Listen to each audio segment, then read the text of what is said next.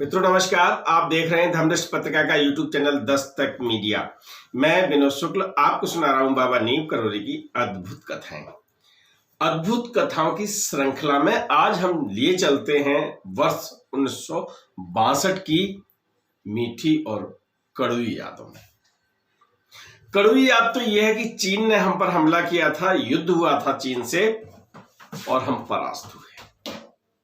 और उस युद्ध के दौरान एक बार इस ऐसी स्थिति आई कि जो सेना के कमांडर थे उन्होंने तत्कालीन प्रधानमंत्री, उस समय जो प्रधानमंत्री थे जवाहरलाल नेहरू से यह कहा कि दिल्ली खाली कर दीजिएगा, क्योंकि असम की तरफ सेना का दबाव बढ़ गया था चीनी सैनिकों का।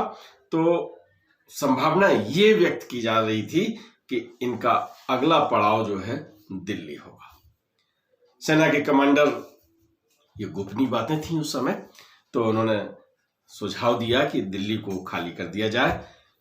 अब दिल्ली तो भारत का दिल है ना। नेहरू जी बहुत परेशान, क्या किया जाए। एक तरह से यूं कहिएगा कि पराजय की पराकाष्ठा, कुछ नहीं पता चल पा रहा था। ऐसे में उन्होंने महाराज जी से संपर्क करना चाहा। अब महाराज जी ऐसे तो है नहीं कि किस समय कहां पर हैं। देश का प्रधानमंत्री बहुत परेशान है। जिस तरह से डॉक्टर के पास कोई मरीज जब उसके लाइलाज हो जाता है, उसकी अपना वैज्ञानिक दृष्टि से यानी मेडिसिन से या जो भी संसाधन है उससे नहीं बचा पाते हैं और ऐसी स्थिति होती है कि जीवन चल रहा होता है और वो असहाय की स्थिति में आ जाता है, तब क्या कहते हैं, भगवान जाने। यही कहते हैं ना। यही स्थिति युद्ध के समय हुई। सन 1962 में नेहरू जी जब बहुत चिंतित हुए तो उन्होंने महाराज जी को याद किया। महाराज जी को यह संदेश मिल गया। ये मन की बात है, कोई ऐसा संदेश नहीं गया। जब उन्होंने इस पर मंथन किया तो उन्होंने मुख्यमंत्री को, तो तब के मुख्यमंत्री चंद्रभान गुप्ता, आपको मैंने कई कथाएं सुनाई हैं चंद्रभान गुप्ता से, हनुमान सेतु मंदिर को लेकर भी तनातनी चली थी। और फिर वो जब एक बार महाराज जी के दर्शन करने आए थे कैची धाम में, तो उन्होंने कहा स्टूल डाल दो, मुख्यमंत्री आ रहा है।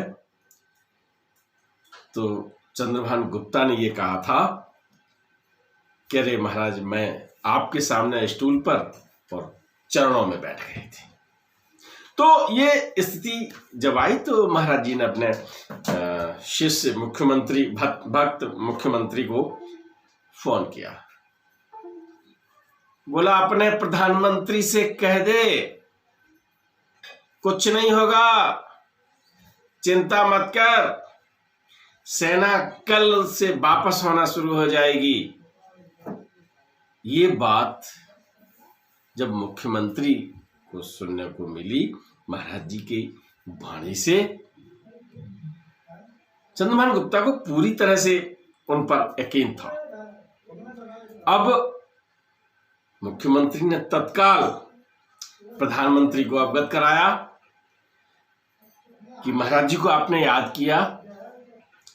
नेहरू जी ने कहा कि मैं बहुत परेशान हूं, मेरे सामने अब कोई ऐसा विकल्प नहीं है, जैसे हम क्या करें। और ऐसी स्थिति में हमें बाबा नीम करौरी याद आते हैं।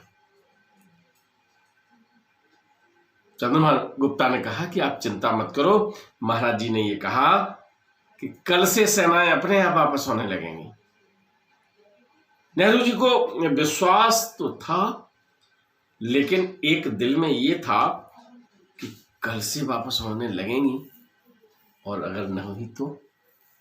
लेकिन फिर भी क्योंकि महाराज जी पर थोड़ा सा लग रहा था,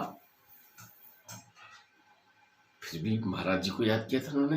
तो इसका मतलब है कि विश्वास तो कर रहे थे, लेकिन जिस महत्वपूर्ण पद पर वो बैठे हैं और वर्तमान स्थितियां ऐसी हो गई, तो निश्चित रूप से है कि कोई भी व्यक्ति अपने आप को खुद विश्वास नहीं दिला पाता है।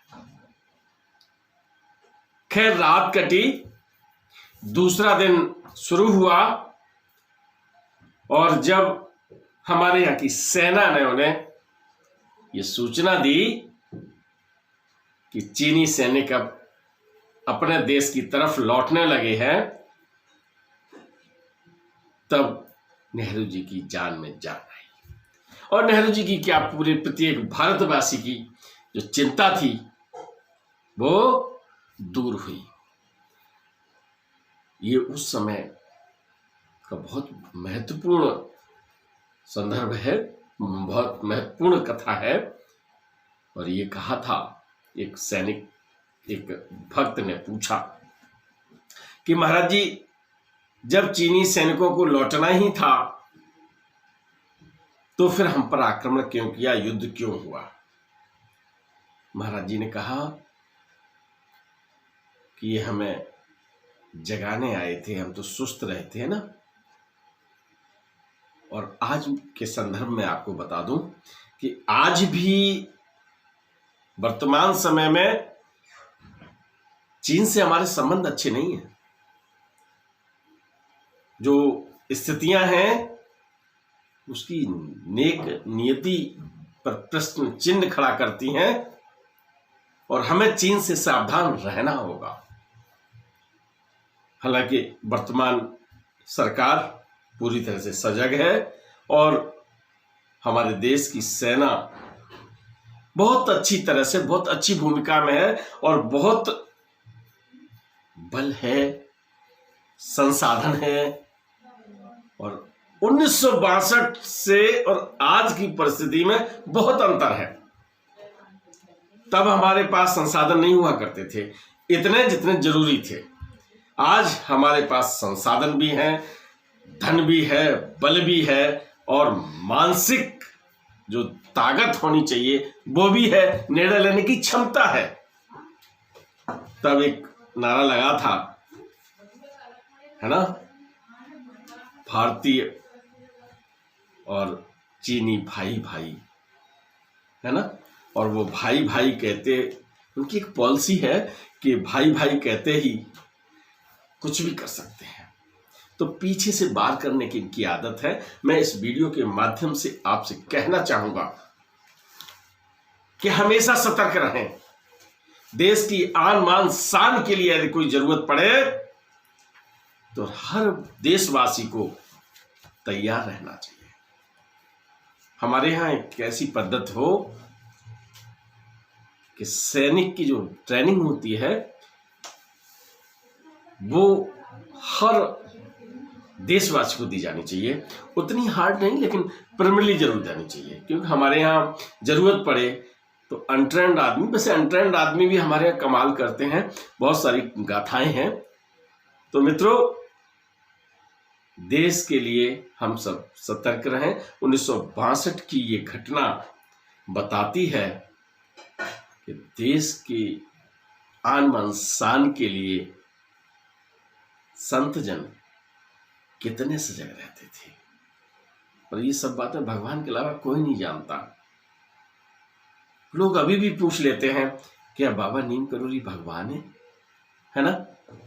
तो उन सब के लिए ये सब बातें निश्चित रूप से एक परिणामदायी स्थिति उत्पन्न करती होंगी कि वास्तव में महाराज जी भगवान हैं और भगवान व्यवस्था देखते हैं, तो वही हम सबकी व्यवस्था देखते हैं। चलिए, इस प्रसंग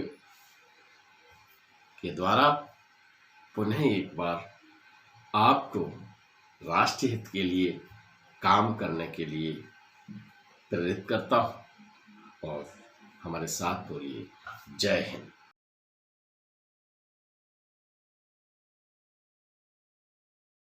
वीडियो पसंद आए तो लाइक कीजिए, शेयर कीजिए, सब्सक्राइब बटन पर क्लिक करके चैनल को सब्सक्राइब करें और बेल आइकन दबाना बिल्कुल ना भूलें, ताकि हमारे